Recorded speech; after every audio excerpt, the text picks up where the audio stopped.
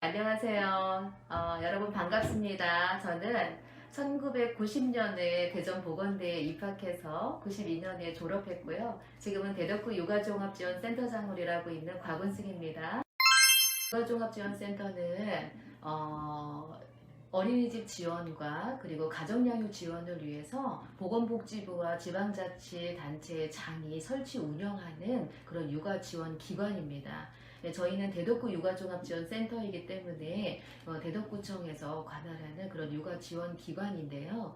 어린이집 지원은 주로 원장님이나 교사들 어떤 표준보육과정이나 누리과정 또 평가제 컨설팅 뭐 이런 교육들을 주로 하고 있고, 가정양육 지원으로는 부모 자녀 체험 프로그램 또 부모 교육 등 다양한 이런 부모 상담 등 다양한 지원을 지금 하고 있는 기관입니다.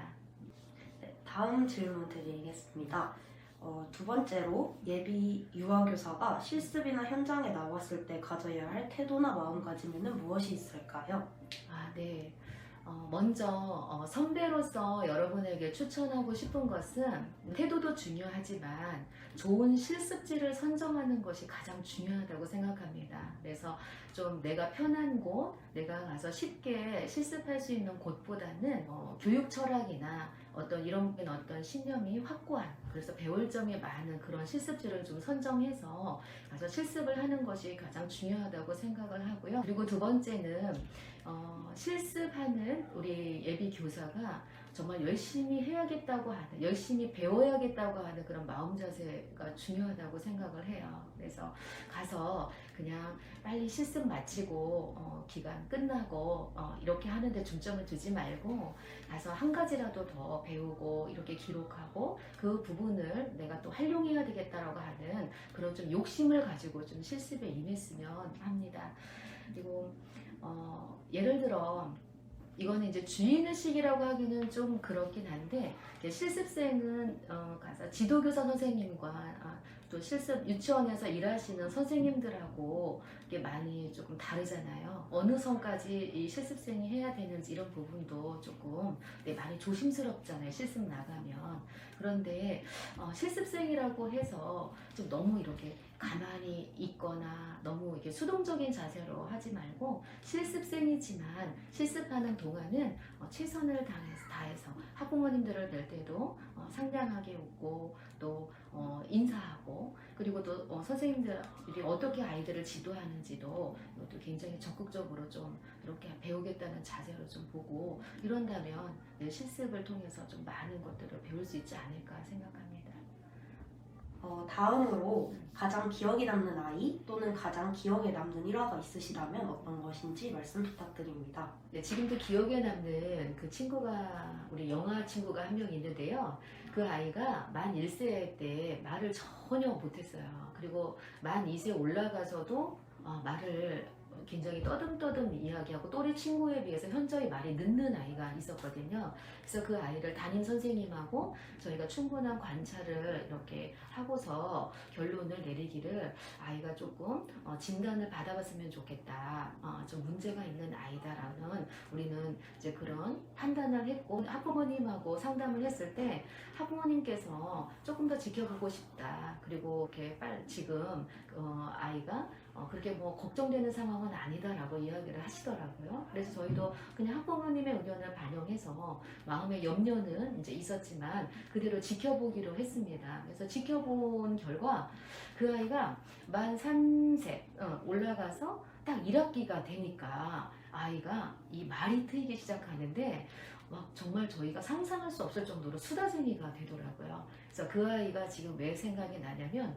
그때 그 아이를 지도했던 선생님도 저도 그 아이가 문제가 있다라고 미리 우리는 이렇게 진단을 내리고 어머니에게 그렇게 상담을 했었는데, 그 아이의 어떤 발달 상황에서 조금 이렇게 느리게 갔던 거였다라는 거를 우리가 후에 알았고, 그 후부터는 굉장히 그런 부분에 있어서 저희가 그 아이를 통해서 지금 신중하게 더 이야기하는 계기가 되었었습니다.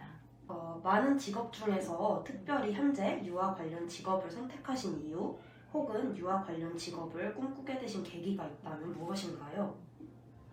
솔직히 말하면 꿈꾼 건 아니고요. 네, 아버지 영향이 컸는데, 아버지가 좀 조신한 직업을 원하셨어요. 그래서 두 가지를 저한테 제안해 주셨는데 하나가 유아교육과였고 또 하나는 간호과였어요. 근데 그때 당시에 간호과보다는 유아교육과가 훨씬 더 보람있겠다라는 생각이 들어서 유아교육과를 선택했는데 지금까지 유아교육인으로서의 길을 걸어오면서 그 후회한 적은 없습니다. 그럼 이제 또 다음 질문으로 현재 유아교육과에 재학 중인 학생 후배들에게 특히 추천해주고 싶으신 교내외 활동이 있으신가요? 네. 지금 학생들이 여러 가지 지금 교내 활동을 하고 있는 걸로 알고 있는데요.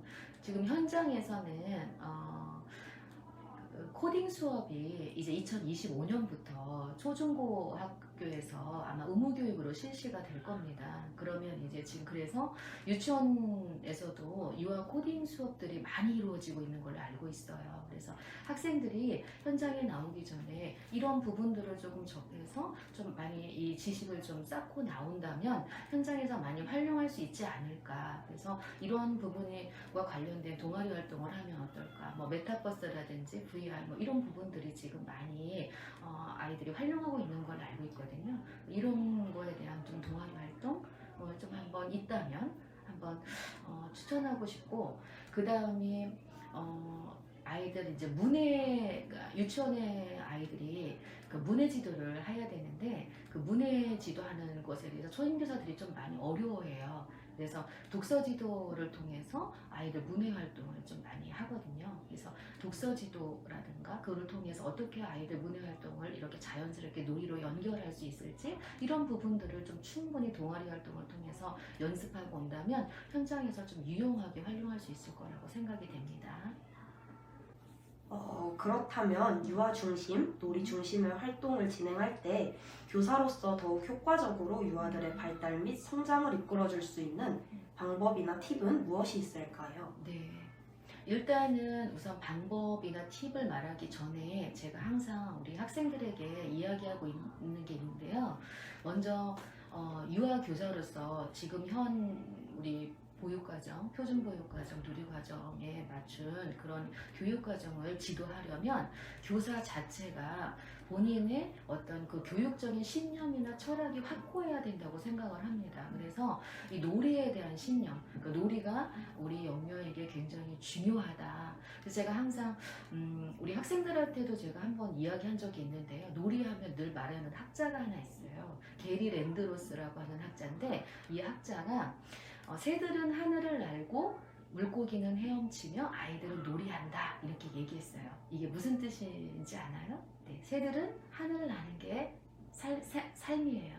그리고 물고기는 헤엄치는 게 물고기의 삶이에요. 그럼 아이들은 놀이하는 게 아이들에게 삶이에요. 그만큼 놀이가 중요하다는 것이거든요. 그래서 놀이의 중요성을 이야기할 때 제가 이 학자 이야기를 하는데요. 놀이가 아이들에게 얼마만큼 중요한지를 먼저 인식하고 그것을 나의 어떤 신념으로 가져야 된다고 생각을 하고 있고, 그 다음에 놀이는 반드시 교사 주도가 아니라 누구 주도, 유아 주도로 이 자발적인 놀이가 일어나야 된다라고 하는 것을 어떤 교사의 어떤 그런 철학, 교육 철학으로 좀 갖고 있기를 바랍니다. 그래서 자발적인 놀이가 이루어지려면 그러면 내가 어떤 환경을 지원해 줘야 될지, 내가 어떤 놀잇감을 지원해 줘야 될지 그 부분에 대해서 교사들은 끊임없이 고민해야 되고 연구해야 되고 생각을 좀 해야 되겠죠.